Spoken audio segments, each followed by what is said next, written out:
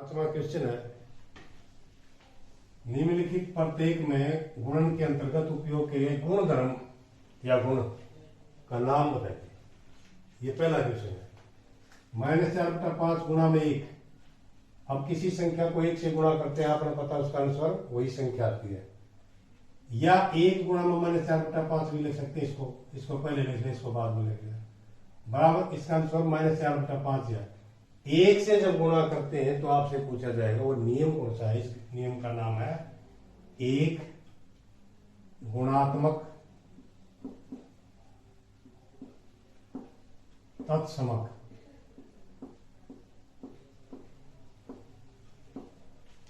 एक की गुणा करते हैं तो तत्समक उसके समान ही आता है। जो संख्या होती है वो सम अपने उसी के समान आती है। -13/17 गुणा में -2/7। इनके क्रम बदल दिए। इसको पहले लिख लिया, इसको बाद में। देखो -2/7 को पहले लिख लिया, गुणा -13/17 को बाद में लिख लिया। क्रम बदल दिए, स्थान बदल दिए। जो पहला नंबर पता उसको दूसरे कर दिया, जो दूसरा पता उसको पहला कर दिया। जो ये स्थान बदलने वाला पूछा आपसे नियम कौन सा है, इसको कहते हैं हम क्रम विनिमय।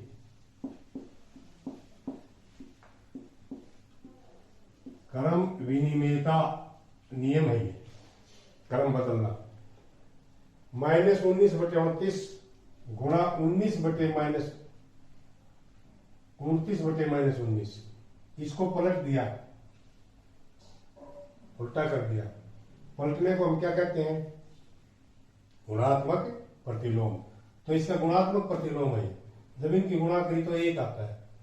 ऐसी संख्या जब उसी को संख्या को पलट के गुणा करते हैं उसी संख्या से और उसका आंसर 1 आता है, तो इस गुणधर्म का नाम क्या है? इस गुणधर्म का नाम आपको ये बार बार पूछा जाता है। किसी संख्या को उसके प्रतिलोम से गुणा कर दें तो उसका उत्तर 1 आता है। तो कौन सा नियम है वो? ये है, इसके सामने लिख देता हूं यहां, गुणात्मक प्रतिलोम।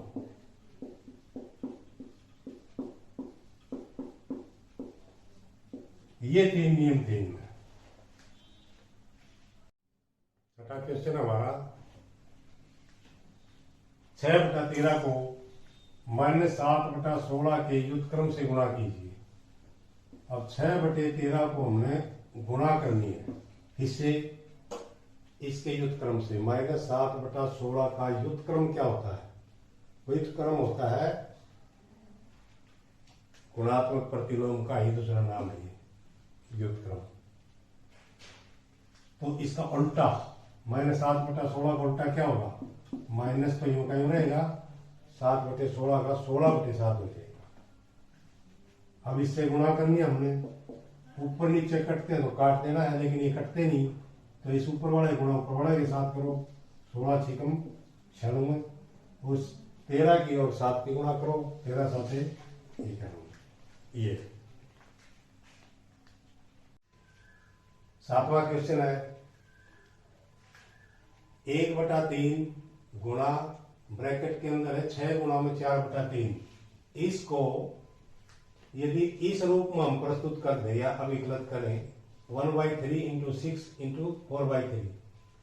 इसमें और इसमें क्या अंतर दिखाई दे रहा है आपको? 1/3 6 और 4/3, 1/3 6 और 4/3। इसमें अंतर क्या है कि हमने ब्रैकेट के अंदर यहां लास्ट वाले 2 को ले लिया, जबकि इसमें पहले 2 को ले लिया। स्टेटमेंट सेम है, गुणा करनी है। तो इस तरह से हम इसके रूप में भी अभिकलित करते हैं। तो आपको ये बताना है ये कौन सा गुणधर्म का प्रयोग हो रहा है। यहाँ गुणधर्म मैंने बताए थे, 3 गुणधर्म बताए थे, उनमें से एक है। तो ये जब 2 संख्याओं को इकट्ठा एक ब्रैकेट में करते हैं तो कौन सा गुणधर्म है? साहचर्य। अब हम यहां लिख देंगे ये कौन सा गुणधर्म है? सहचर्य। इसको या सहचारिता भी लिखते हैं, सहचारिता नियम। आप कोई सा भी वर्ड लिख सकते हैं इसमें। ये 8वां क्वेश्चन है, क्या -1/8 का गुणात्मक प्रतिलोम 8/9 है? यदि है तो क्यों, और यदि नहीं है तो भी क्यों, बताना आपको। अब यहां देखिए, -1/8 को हम इसको ऐसे लिखते हैं 8 गुणा में 1, 8 और 1 9, ये हो गया -9/8।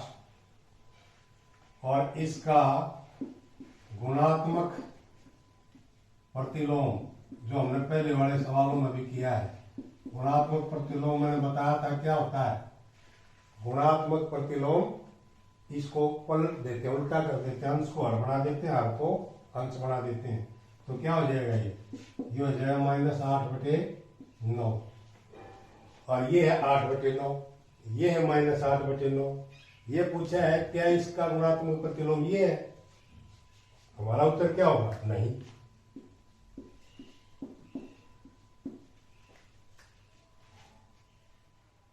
आगे पूछा है अगर नहीं तो क्यों नहीं।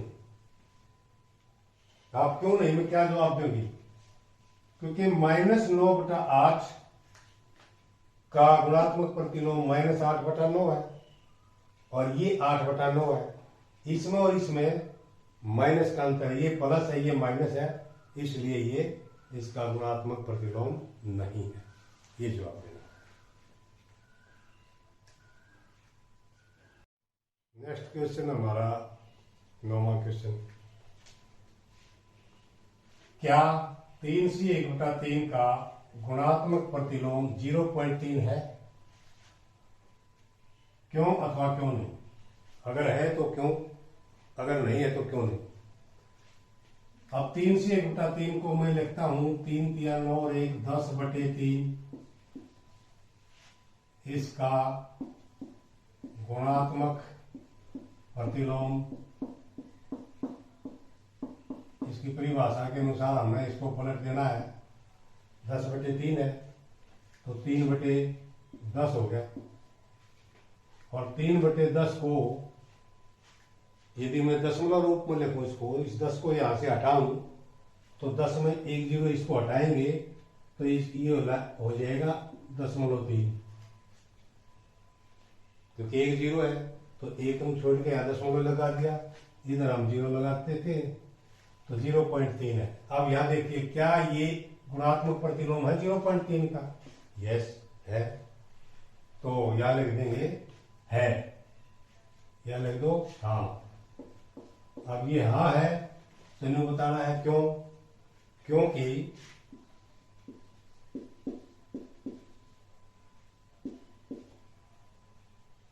(10/3) ये, और गुणा में ये कर दें हम 0.3, इनकी गुणा 1 आनी चाहिए गुणात्मक प्रतिलोम की परिभाषा के अनुसार।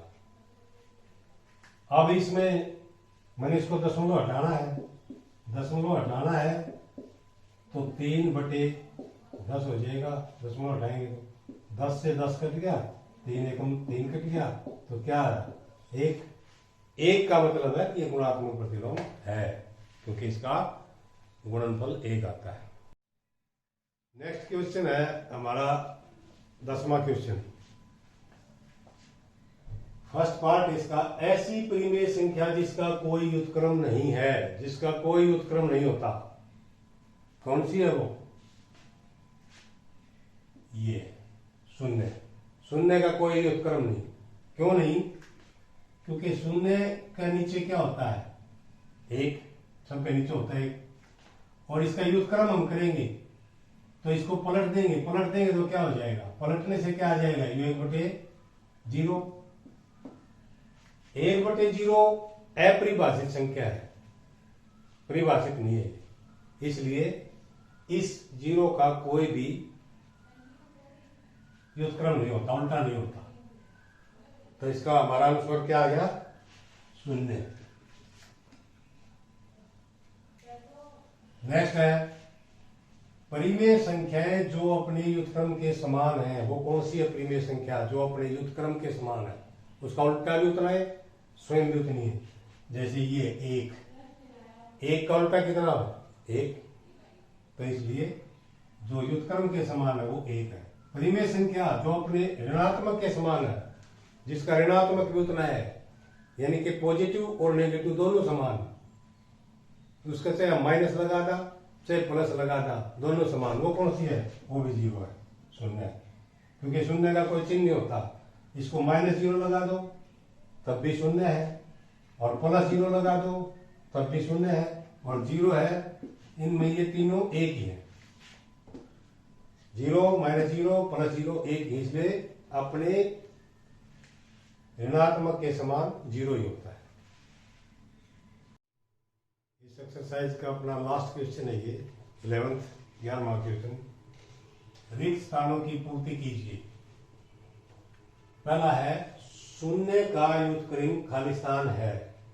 शून्य का कोई भी व्युत्क्रम नहीं है, तो हम ये लिखते हैं कि शून्य का व्युत्क्रम नहीं है। और वो आपने पता ही है क्यों नहीं है। मैंने बताया था शून्य जो है, अगर इस शून्य के नीचे एक होता है, अगर इसका व्युत्क्रम उल्टा लेंगे तो 1/शून्य जो है परिभाषित नहीं है। परिभाषित